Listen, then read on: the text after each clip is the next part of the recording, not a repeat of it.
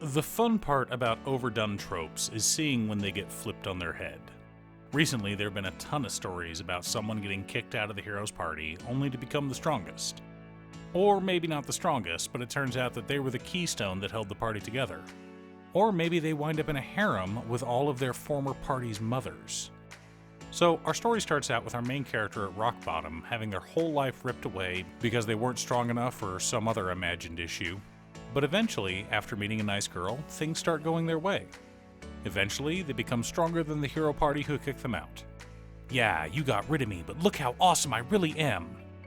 So, the end result is either a childish revenge fantasy or a sort of rebirth. A self-reinvention of sorts. But the one thing these series have in common is the person who kicked our main character from the party winds up regretting it. Of course, since they're usually portrayed as the villain, they wind up blaming the person they kicked out of the party for all their problems, instead of owning up to their own mistakes, but not everyone can grow. Some people are just babies who never want to do any self-reflection and would rather throw a fit than admit to wrongdoing. But it doesn't have to be this way. Parting doesn't have to be a negative experience. Welcome once again to Musings by Danon. If you're new here, welcome. My name is Danon, and I'm currently reading over 600 manga and light novels, and my two favorite genres are fantasy and romance. So on this channel, we talk a lot about both of those genres, but we tend to look more into story structure and tropes rather than how cool the fight scenes are or how great the animation or artwork is. Which brings me to the subject of today's video. I was dismissed from the hero's party because they don't need my training skills, so I strengthened my fife, which I got as a replacement for my retirement money. Before we get started, I'd like to quickly ask you to like and subscribe. It really does help the channel and it's free. With that out of the way, let's get into the video.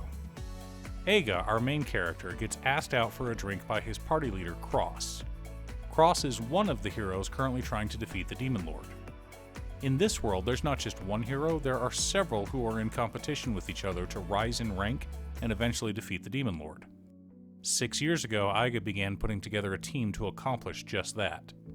You see, Aiga has a bit of a cheat ability.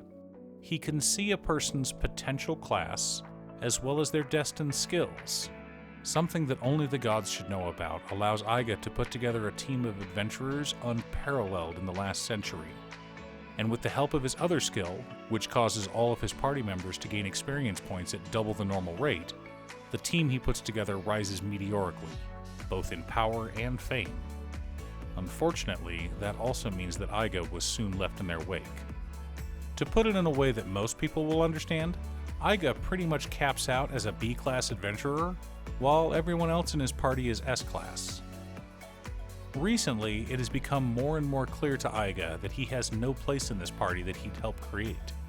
So it came as no surprise when Cross eventually came to that same conclusion. However, this was not an angry parting. Cross knew that they were going on more and more dangerous quests, and he didn't want his friend to die. This wasn't a "you're holding us back, so go home" conversation. This was a "hey man, you will die if you keep going. I love you, I don't want you to die, so you're fired." Except Aiga wasn't fired exactly. Cross delicately brought up the subject, and Aiga had already come to the same conclusion. He knew that no matter how hard he trained or how much he wished to continue, the rest of the team was just too strong. So the next day, he meets with another party member, Tiana. She agrees with Cross. She doesn't want Aiga to be hurt, and thinks it would be best for everyone if they parted ways. Both she and Cross recognize Aiga's importance and effort in putting the team together. They know they would have never gotten where they were without him. And so, as a reward, Aiga is given lordship over a territory. In a quest they completed some time ago, they were rewarded about 2,500 acres of land. For you non-farmers out there, that's about 4 square miles. As part of his separation package and reward for all of his hard work, Aiga is given that territory. So we have a former adventurer turned lord building up the infrastructure and leveling up the people in his territory. Remember Aiga's 2 skills? Double XP for everyone in his party, and the Gift Eye of the Goddess, which allows him to see people's ideal class. With that, he's able to put people into jobs where they will excel, as well as helping them to level up faster. Just that small change, what basically amounts to an early retirement rather than an unceremonious firing, makes all the difference in the world for this manga. He knows his teammates still love him, but they all know it's in everyone's best interest if he retires. He can't keep up with them anymore. He's been useless in several fights, and he's already taught them everything he knows. They'll be fine without him. Compare this to other series and how the trope is handled there. Spoilers for Season 1 of Banished from the Hero's Party. I decided to live a quiet life in the countryside. I know that Season 2 is currently airing, but I didn't want anyone to get mad at me. Cute Stuff, could you post a timestamp? Thanks, love.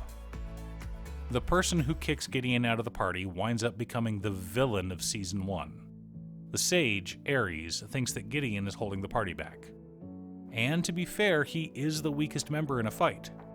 However, he handles all of the logistics for the party as well as most of the cooking.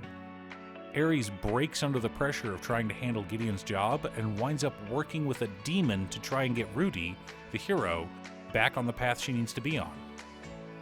I know that Season 2 is currently airing, but I'm waiting for it to finish being dubbed so I can watch it with Cute Stuff. I've read the books already, so I wasn't worried about watching it as it aired. For those who don't know, this is one of those series that takes a simple premise and looks at it from a mature standpoint. People are born with classes. The only way to level those classes is to kill monsters. Even if your class is chef, you have to kill monsters to level up to become a better chef. The more you feed your class experience points, the more your class takes over. And now you have a hero who is immune to sleep, so she's always awake and often alone at night, who exudes so much power that she scares everyone she comes in contact with, and she just wanted to be a normal girl. So at the end, this series is more about following your heart and choosing your own path, rather than the destiny that God has laid out for you, as well as the consequences for ignoring God's will. But it starts with someone getting fired from the hero's party. If you want something a bit raunchier, check out The Hero Took Everything From Me, So I Partied with the Hero's Mother. This series is about a guy who got kicked out of the hero's party and then winds up in a new party with the respective mothers of everyone who was in the previous party. This one is an isekai, and your main boy has a thing for older women rather than young girls. In this world, the ideal age for a woman is 14. Men want 14-year-old wives, and 30 is considered ancient, flabby, and used up, which is shocking to our main character. He was in his 40s when he got isekai'd and finds 14-year-olds to be childish and immature. Which they are. Have you met any junior high kids? But a woman in her 30s? That's a woman. And this guy, with a bit of charisma and a lot of luck, winds up with an entire harem of gorgeous women as his wives. Yes, it is a naughty series, but overall it's a fun read. But going back to anime that have this same trope, the silliest one is by far Beast Tamer. Now, this is not a good series by any stretch of the imagination, but it is fun. You've got cute girls, an overpowered main character who doesn't really know how overpowered he really is, and a hero who nobody likes. And Rain, our titular Beast Tamer, even gets the chance to beat up the hero who fired him. Again, this is a fun little fantasy romp, but please do not confuse fun with good. All three of these examples follow pretty much the same formula. Our main character gets unceremoniously and rudely kicked from his party despite doing nothing wrong, and it turns out they were an essential member of the team. So the person who did the firing regrets it and winds up taking out their regret on the person they fired. As I stated earlier, this is nothing more than a childish fantasy. We hope that the people who wronged us wind up failing in life. The belief that karma will catch up to those who wronged us is ubiquitous. But that's not how life works. The evildoer rarely feels any regret for their actions. But now we're getting into the psychology of psychopaths, and I don't think this is the right video for it. What I wanted to discuss is tropes, and I think I've done that. To me, the main character getting kicked out of the hero's party isn't even the beginning of the story. It's the starting point to a new story, but you often have a bunch of backstory to cover as well as the consequences to explore as the main character explores their new life. But how the separation occurs helps to set the tone for the entire story. Hopefully, I Was Dismissed from the Hero's Party Because They Don't Need My Training Skills gets an official English release soon. Or maybe an anime if we're lucky. Thanks for tuning in. Once again, a huge shout out to my editor Cute Stuff. I couldn't make these videos without her. If you'd like to hire her to edit your own videos, she can be reached at cutestuff.edits@gmail.com. Link is down below. If you're looking for ways to support the channel directly, you can head on over to patreon.com/Danon. There are several tiers to choose from. You can pick an anime or manga for me to do a video about, or you can join our monthly manga club. I also want to give a quick shout out to all of my patrons: Waffles, Jiraiya, Danny, Muffins, Marcus, Squishy, Brett, Roxy, Sean, Pob Zombie, Mark, Borgie, Nazwin, Pedro, Tom, Midge, Detroff, Rally, Frank, Alex, Jenny, Alex, and Julio. You guys are awesome. I post anime or manga videos often, or you can click here to watch additional videos. Again, thanks for watching, and I'll see you all again next time on Musings by Danon.